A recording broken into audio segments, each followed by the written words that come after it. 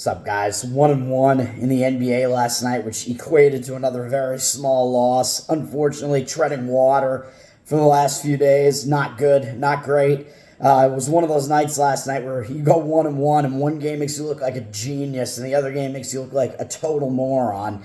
The New York Knicks, a nice easy win over the now James Harden-led Clippers team. Nice easy win for the Knicks, and then the Houston Rockets somehow were able to just destroy the Sacramento Kings for the second game in a row. And it was kind of ridiculous where they had like an extremely lopsided amount of free throw attempts on the side of Houston, although that does mean they're probably like kind of dominating more in the paint. They had very few turnovers. They shot like well above 50% from the floor, like in the mid-50s, maybe even upwards of 60, like 50% from three. It's just kind of ridiculous, the way that game looks statistically. We move on from that, though, to tonight's action, and we have more Maction, Tuesday Maction. This is like, there are three games. I don't even know where to begin on any of these games, to be honest. I don't even think I want to talk about them. It's like, bet these games at your own peril, basically. I know that Ohio is the one like good MAC team that's playing tonight, and they are off a pretty bad loss as a fairly substantial favorite to Miami, Ohio, who's one of the other big teams in the conference. So does that mean they're going to be hung over because they're coming off a big game that they lost, or does that mean they're going to be an embarrassed team because they lost as a pretty big favorite to like one of their little brothers in the state? I don't know. I don't know how to read any of these MAC games, really. NBA is off today, so I think kind of a rare occasion where there are no NBA games. Although Tuesday, I think, is usually a light card at least. So we move to the NHL, where I have one play right now, and there are certainly leans that I have in the NHL as well, where I lean against Tampa Bay. They played last night in a barn burner, an ice burner against the Toronto Maple Leafs, where I think Toronto beat them yet again. It's like Tampa can't get over the hump and beat them, can't get that revenge against that team that eliminated them last year. And that was the game that went to a shootout after I think Tampa blew a 4-1 lead that they had early in that game. They wound up losing 6-5 in a shootout. Did they lose that? I think they did, yes. Now they're facing not only a back-to-back, but I think a third game in 4 nights and a fourth game in 6 nights going to Montreal. It's a bad spot for Tampa, for sure. Although it looks like somehow Montreal has 85% of the tickets, but only 81% of the cash, even though it also looks like the line has gone down on Tampa from minus 160 to minus 143 as a road favorite. So it does look like there is some amount of money pushing Tampa down, even though the cash discrepancy doesn't look that way. I would only look to Montreal there because, yeah, Tampa, I think they're just in a really bad spot in that one.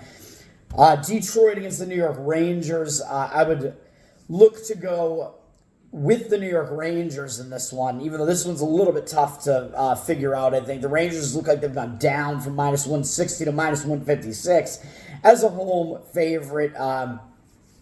The Detroit Red Wings are coming off beating the Bruins and dealing the Bruins their first regulation loss, unfortunately. So they're kind of in a letdown spot off of that huge win, whereas the New York Rangers came back from a long road trip where they swept the road trip going out to Western Canada and I think to Seattle, swept the entire road trip, came back home, and I went against the Rangers in that first game back for that reason, because it's that like distracted home return spot, and they actually didn't play that poor. Well, statistically, it does look like they played very poorly and got dominated by Minnesota, but the Rangers scored like 3 early goals, so they had a big lead for most of that game. But I was on Minnesota, and Minnesota did wind up beating them in a shootout. But I think when you come home, when you return home and you don't play well in that first game, it tends to be a positive in that second spot. You have that distracted spot in the first game back. Get that out of the way, even though the Rangers did play that game close. Get that out of the way, and then you tend to have a more focused, better effort in that second game. And especially when you have a team that's playing well like Detroit coming in, I think the Rangers are going to want to be focused here, whereas Detroit's in like a letdown spot. I don't know if maybe my one hesitation would be that the Rangers are coming off of that game being like a shootout. I don't know, but I think the Rangers are in the positive spot there, whereas Detroit is in the more negative spot. So that's the way I would look in that one. But the game that I'm actually going to be on here in the NHL is going to be on the Pittsburgh Penguins, and this is going to be a fade of the Anaheim Ducks.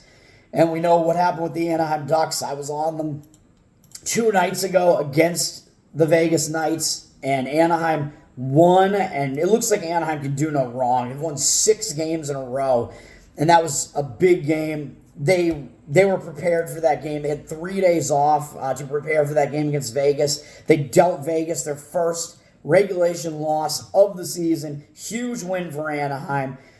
Vegas actually outshot them and actually kind of outplayed them statistically, even though I said it was statistically close. It is kind of a game where the score doesn't totally indicate what actually happened in that game. Vegas did outshoot them and outhit them by quite a bit, by a decent amount at least. And Anaheim did have an empty net near the end that kind of made the win look a little bit better than it actually was. They scored 4 all in the third period to overcome a 2-0 deficit to win that game.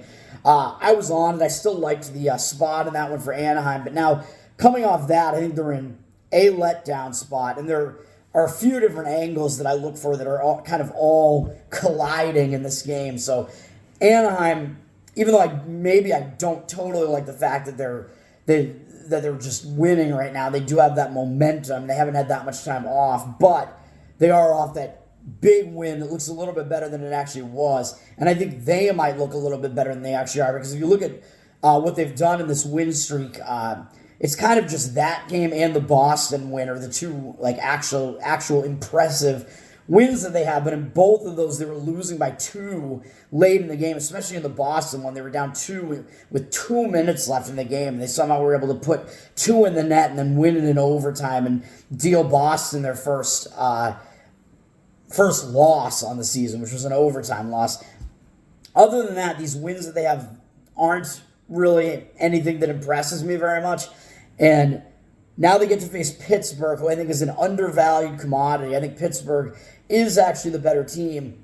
And Anaheim just beat them in their own house during that road trip that they just had before they came back. So this is one of those kind of quick road revenge spots that might add a little bit of motivation on Pittsburgh's side, or a little bit of focus, because they know this is a team that just came into our place and beat us. So we're going to take that team seriously. So I think that is part of the situation, and that's part of the handicap here. Pittsburgh, on the other hand, they're coming off of basically the only game that they played since that loss to the Ducks, so that might stick in their memory, is they played the Sharks, and Pittsburgh has had 1 extra day off compared to Anaheim. They've had 2 days off, and Anaheim's had 1. Don't think it's a big difference there, but Pittsburgh really has not had much going on in their schedule. They've had a decent amount of rest, and the only game they played since that Ducks loss was basically a tune-up against San Jose. Like, pretty much, teams are just using San Jose as a tune-up at this point. It's like every team is just scoring like 10 goals against that San Jose team, so there's really nothing to take out of that. Pittsburgh, of course, did score 10 against them, which was the second game in a row. I think that San Jose allowed 10 goals, which is just insane. They're probably the worst team in hockey. But Pittsburgh can kind of use that as like a little bit of a momentum builder after they had a couple of losses, including that Anaheim one. I think they're going to be focused on Anaheim having lost to them at home, whereas Anaheim's in a letdown spot coming off that big win, dealing the returning champs Vegas their first regulation loss of the season. That's a big win. It looks a little bit better than it actually was. I think the score is not totally indicative of how the game plays statistically. And if you look at the market, this game almost looks like a trap. Pittsburgh is shooting up from -150. They're shooting up. They're a bunch of druggies over in Pittsburgh. No, they've shot up from -150 money line to a -161 favorite on the road money line. I laid 150. There are still numbers in that range out there, but it does look like there is money moving them up. But also it looks suspicious because people are going to look at this line and say, how is Pittsburgh, a team that's below 500, like fairly significant favorite on the road against an Anaheim team that's 7-4? Pittsburgh, the answer to that is that the odds makers are telling you Pittsburgh is actually the better team, and Pittsburgh has had a tougher schedule so far this year. So really that's what the situation is here. The records are small sample size, not totally indicative of what's actually been going on here. Like I told you, Anaheim, in that long win streak, they have most of those wins are against lesser teams in the league, in the NHL, and the two games that they won, I think they caught teams in bad spots as well, which is why I was on them in both those. The Bruins were on a road trip return, and Vegas, I think, was on a shorter road trip return, plus coming off some bigger game, and I think it was sandwiched in between two bigger games as well. So Anaheim caught those two teams in bad spots as well. So I think that, yeah, the line is suspicious looking, but it is that way with Pittsburgh as a favorite for a reason. Odds makers are telling you Pittsburgh's actually the better team. And this looks like Anaheim has 90% of the tickets on them, but only 89% of the cash. So it looks like Anaheim is a public home underdog potentially too, which is kind of crazy because Pittsburgh is more the name team, the team that's considered to be the better team in hockey. But currently now, when they are actually the better team in hockey, they have the worst record. So people get misled by that record discrepancy and think that they're not actually the better team. So I think that's what's going on here. I think more of the bigger money is indeed on Pittsburgh for all those reasons that I just specified. I like it. Pittsburgh Penguins minus 150.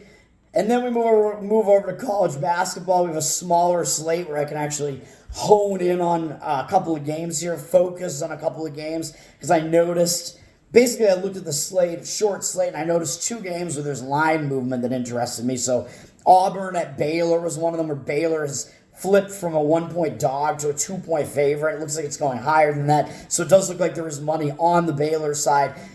That one I don't know how to really take that. Like, the market read would say that Baylor is getting money, so Baylor is a side that there are some professional bettors on. Situationally, I don't really see the angle there, so I'm just staying away from it. But I can tell you that it looks like the market is indicating on the Baylor side. But if you look at that game, both of those teams, I believe, have had to reload a bit. They both have a lot of new starters on their teams, Auburn and Baylor, so... And they're both, I believe they're both teams that were in the tournament last year as well. So they're teams that are considered to be among the better teams in college basketball. When you have a team that's reloading, both teams are reloading like that. I don't think it's easy to know what to expect out of those teams. What I am going to do, though, the other game that I noticed here, and I don't see market percentages on this yet, but I do see that the University of Michigan has gone down from a 13-point favorite down to 10.5. I took this game at plus 11.5 on UNC-Asheville. This is one of those games where you have Michigan as the bigger name team. Everybody knows Michigan's the better team, the bigger name team, the better team in college basketball, sure. They're probably going to be the public team because everybody knows Michigan. People don't really know UNC-Asheville that much.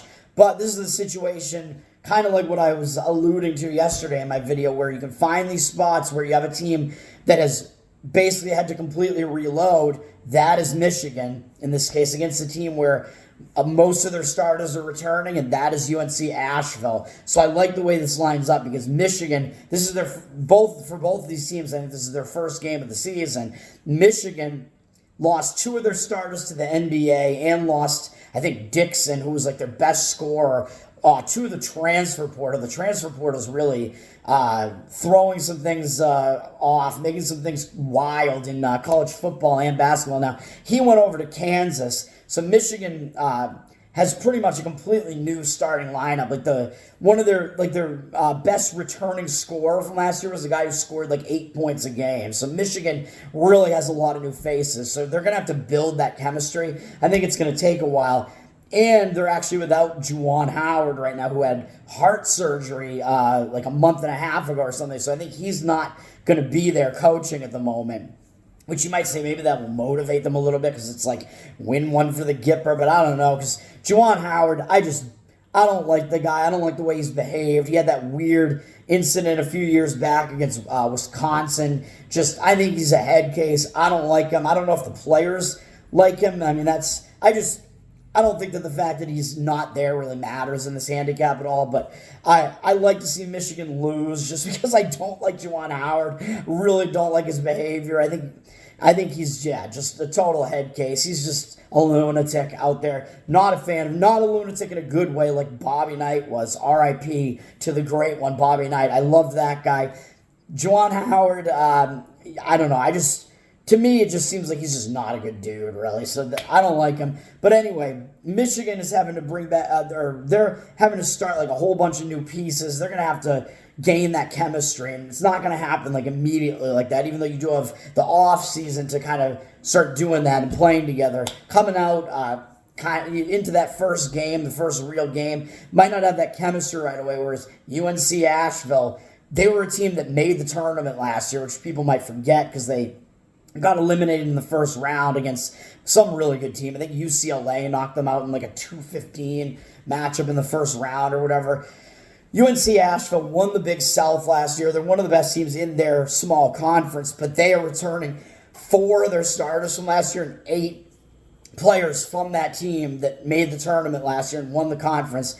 So they're trying to do it again. Like, their goals are to win that conference again this year and make the tournament again and maybe even try to get an even better seeding this year. So those are their goals. They got all these guys coming back, including their best player, Pember, who's one of the best players in the Big South. So this is a situation that I like. UNC-Asheville is getting a ton of points against a Michigan team where there are a lot of question marks going on there. Like, their top 3 scorers at the very least are all gone from the team from last year. They're going to have to regain that chemistry and figure out like where their scoring is going to come from. UNC-Asheville has pretty much their whole team intact from last year. All but one of their starters coming back. 8 players on their roster all returning, so some of their bigger bench players are also still there coming back. They're trying to do it again. They have that built-in chemistry already. I took 11.5 with UNC-Asheville. That's what it's going to be. My first college basketball play. I love college basketball. Slate like this with fewer games, you can kind of focus and you can pick out those spots. You can actually spend some time looking at the board and focus on those games and target some of those situations. So there we go. NHL is the Pittsburgh Penguins -150. And college basketball, UNC-Asheville +11.5. Let's do it. Tuesday, baby. Yeah.